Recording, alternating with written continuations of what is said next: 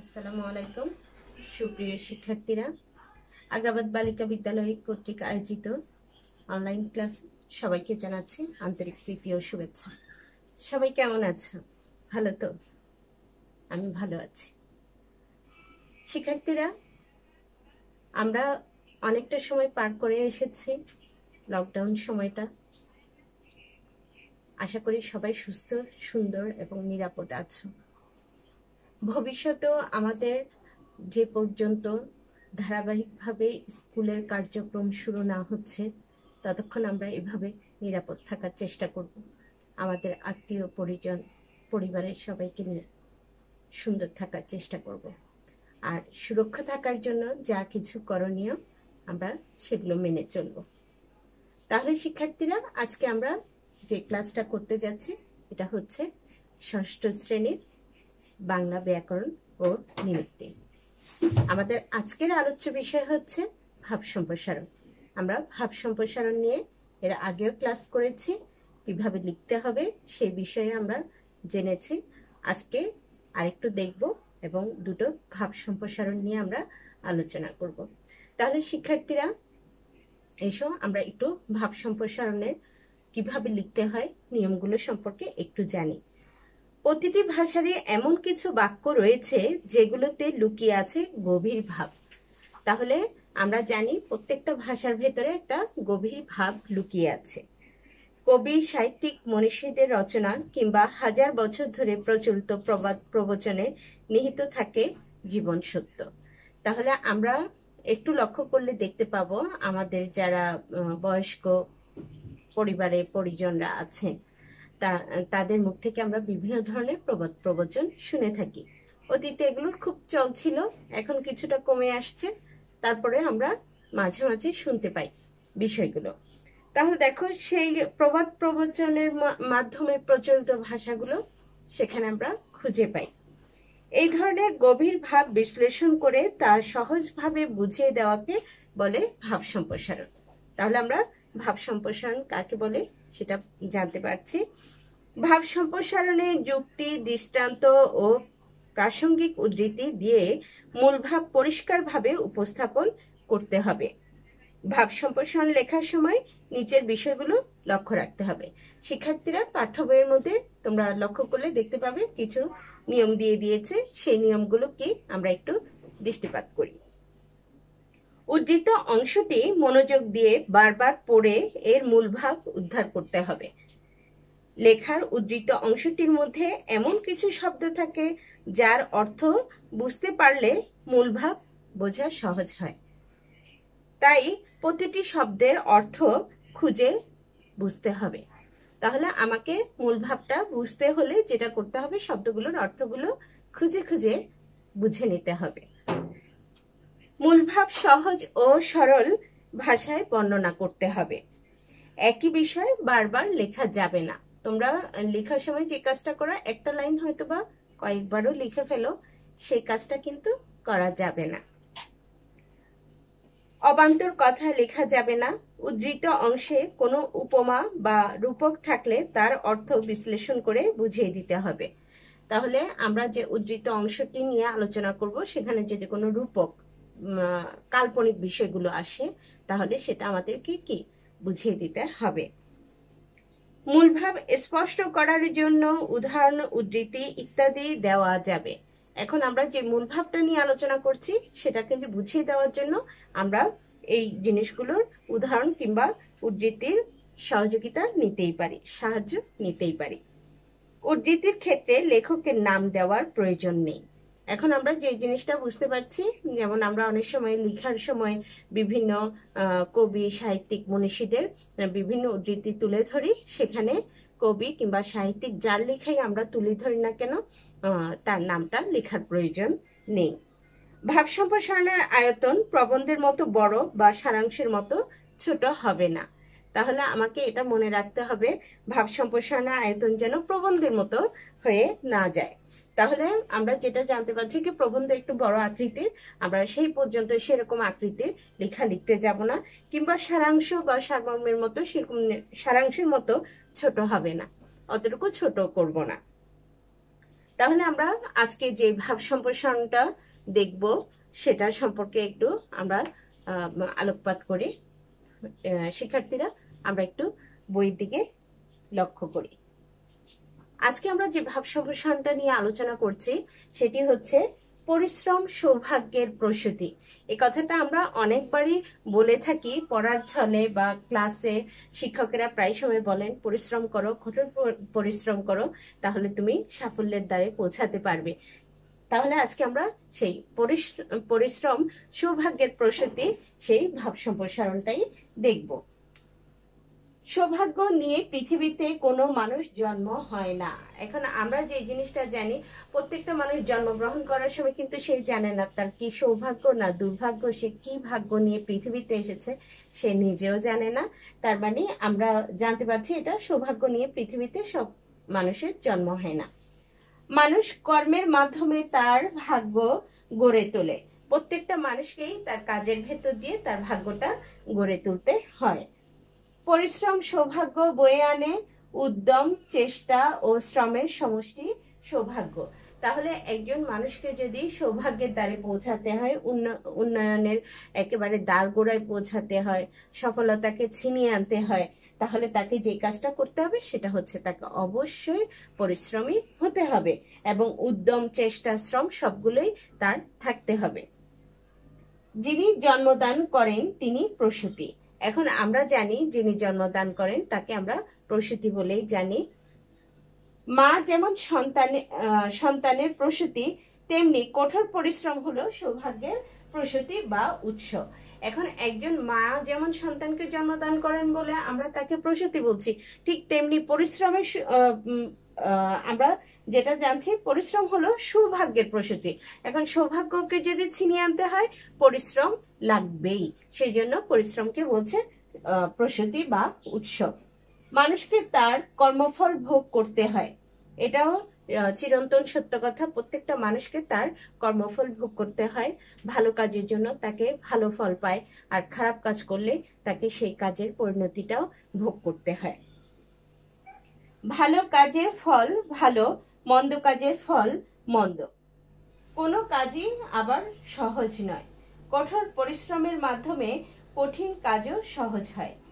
জীবনে উন্নতি করতে হলে পরিশ্রমের কোনো বিকল্প নেই। পরিশ্রম ছাড়া কেউ কখনো তার ভাগ্যকে গড়ে তুলতে পারেনি।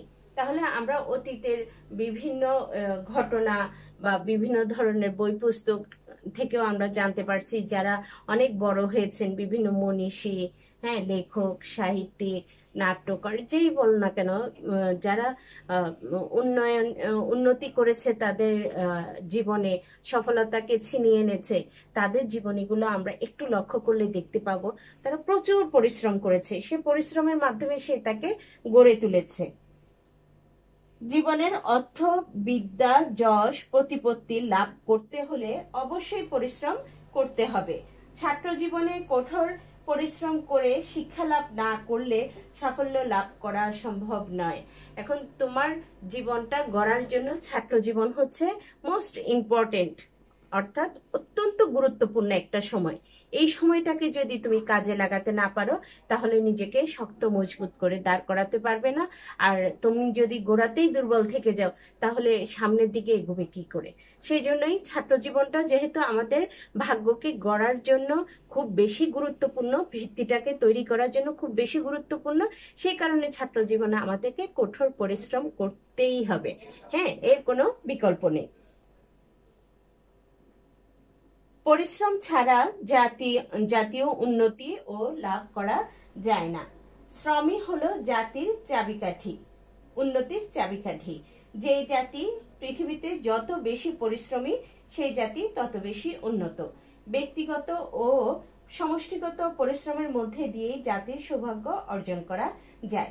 তাহলে একটা জাতিকে যদি উন্নয়নের স্বর্ণ শিখরে নিয়ে যাওয়ার চিন্তা ভাবনা করতে হয় বা সাফল্য অর্জন করতে হয় তাহলে তাকে অবশ্যই চিন্তা করবে সেই জাতির প্রত্যেকটা মানুষকে পরিশ্রমী হতে হবে, পরিশ্রম করতে হবে। আবার একজন মানুষ দ্বারা সম্ভব নয়। সেই জাতির পুরো মানুষই যদি শ্রম দেয়, কঠোর পরিশ্রম করে, সেক্ষেত্রে জাতি উন্নতি চন্দ্রশিখরে পৌঁছাবে, এটা আমরা সকলেই জানি। তাহলে একটা জাতিকে উন্নত করার জন্য এখানে যে কথাটা বলেছে, যে জাতি পৃথিবীতে যত বেশি পরিশ্রমী সেই জাতি তত বেশি উন্নত। আর ব্যক্তিগত সমষ্টিগত উভয় দিক দিয়ে লাগবে। আমরা জানি আমাদের পরিবারে একজন সদস্য যদি দুর্বল হয়ে যায়, আমাদের পরিবারটা দুর্বল হয়ে যায়। তেমনি পরিবার হচ্ছে কি সেই জাতির ক্ষুদ্র একটা অংশ। তাহলে এভাবে প্রতিটা পরিবার, প্রতিটা জনসংখ্যা বা জনসমষ্টি যদি পরিশ্রম দিয়ে থাকে সমষ্টিগতভাবে, ব্যক্তিগতভাবে, তাহলে সে জাতি কখনো পেছনে পড়ে থাকবে না। এটা আমরা খুব ভালো করে জানি। আমাদের ভাব সম্প্রসারণে সে কথাটাই বলা হয়েছে। ব্যক্তিগত ও সমষ্টিগত পরিশ্রমের মধ্যে দিয়েই জাতির সৌভাগ্য অর্জন করা সম্ভব। তাহলে শিক্ষার্থীরা, আমরা এখন একটা ভাব সম্প্রসারণ দেখলাম, সেটা হচ্ছে পরিশ্রম সৌভাগ্যের প্রসূতি। এখন আমরা আরো একটা ভাব সম্প্রসারণ দেখব। স্বদেশের উপকারে নাই যার মন, কে বলে মানুষ তারে পশু সেই জন। খুব সুন্দর একটা বাক্য, খুব সুন্দর দুটো লাইন পেয়েছি আমরা। স্বদেশের উপকারে, স্বদেশ বলতে নিজের দেশ, ঠিক আছে। স্বদেশের উপকারে নাই যার মন, কে বলে মানুষ তারে পশু সেই জন। অর্থাৎ আমরা তাকে মানুষ বলি না, তাকে আমরা পশু বলি। হ্যাঁ, যার মন নেই, যে দেশের প্রতি আন্তরিকতা নেই, দেশের প্রতি দেশপ্রেম নেই, তাকে আমরা পশুর সাথেই তুলনা করছি। আমাদের এই লাইনটাতে সে কথাটাই উল্লেখ করা হয়েছে। তাহলে এসো আমরা একটু ভাব সম্প্রসারণটা দেখি। নিজের দেশকে ভালোবাসার মতো মহান আর কিছু নেই। দেশ মানুষকে আশ্রয় দেয়, অন্ন দেয়, স্বাধীনতা দেয়। তাহলে আমরা জানতে পারছি আমরা দেশ থেকে কি কি জিনিস পাচ্ছি, আমরা কি কি ভোগ করছি, ঠিক আছে। তাহলে আমি যেহেতু দেশ থেকে কিছু পাচ্ছি, দেশ আমাকে কিছু দিচ্ছে, আমারও তো দেশকে কিছু দিতে হবে, তবেই তো আমি পরিপূর্ণ হয়ে উঠতে পারবো, আমরা পরিপূর্ণ হয়ে উঠতে পারবো, ঠিক আছে। যার নিজের কোনো দেশ নেই, তার মতো দুঃখী আর কেউ নেই। স্বদেশের উপকার করা প্রত্যেকটি নাগরিকের কর্তব্য। এটা আমরা জানি, আমরা দেশের নাগরিক, সেই হিসেবে আমাদের নাগরিকদের উপরে কিছু কর্তব্য, দায় দায়িত্ব থেকে যায়। দেশের কল্যাণ করা মানে নিজের কল্যাণ করা। অর্থাৎ আমার দেশের যদি উন্নতি হয়, তাহলে আমরা অনায়াসে সেই উন্নতির সুফলটা ভোগ করব, ঠিক আছে।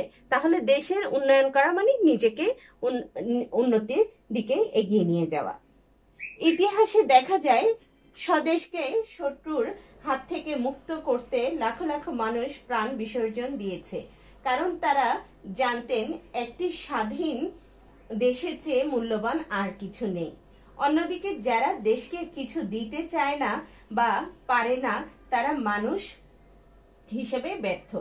হিংস্র পশু যেমন ক্ষুধা নিবারণের জন্য নিজের সন্তানকেও খেয়ে ফেলতে পারে, তেমনি তারা স্বার্থ রক্ষার জন্য নিজের দেশকে বিক্রি করে দিতে পারে। এই ধরনের লোকদের সকলেই ঘৃণা করে। তারা কারো কাছে সম্মান পায় না, তারা এক অর্থে পশুর চেয়ে অধম। তাহলে শিক্ষার্থীরা দেখো, আমি আমার দেশকে ভালোবাসবো, দেশের প্রতি যত্ন নেব, দেশের প্রতি আমার দায়িত্ব কর্তব্যটা পালন করব, নাগরিক হিসেবে এটা আমার দায়িত্ব। কিন্তু আমি যদি সেই কাজটা করতে না পারি, আমরা যদি সেই কাজটা করতে না পারি, শুধু ভোগ করে গেলাম কিন্তু দেশের জন্য কিছুই দিয়ে গেলাম না, সেটা তো হতে পারে না। তাহলে দেশের উন্নয়নটা কি বাধাপ্রাপ্ত হবে। তাহলে দেশের উন্নতির জন্য, দেশকে যদি ভালোবাসে, দেশের প্রতি যদি সে আন্তরিকতা দেখে দেশের দায় দায়িত্ব কর্তব্যগুলো আমরা সবাই পালন করতে পারি, তাহলে আমাদের দেশ উন্নতির দিকে যাবে। আর সেক্ষেত্রে আমাদের মন মানসিকতাটাও প্রকাশ পাবে। আমরা কোন মন মানসিকতার মানুষ, আমরা আমাদের বিচার, বিবেক, বিবেচনা দিয়ে আমরা কতটুকু কি করতে পারছি।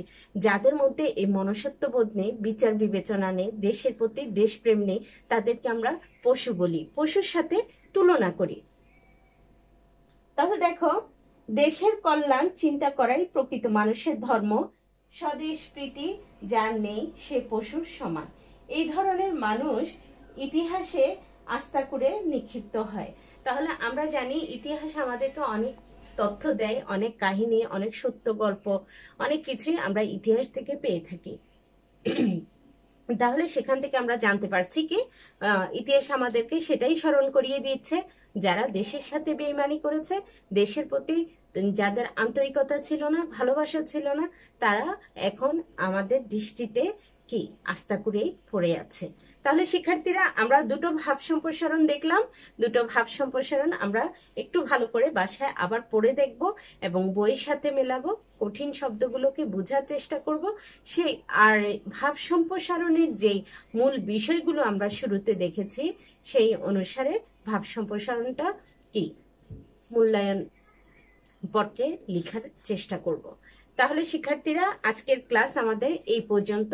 সকলকে আমার আরো অনেক বেশি আন্তরিক প্রীতি ও শুভেচ্ছা।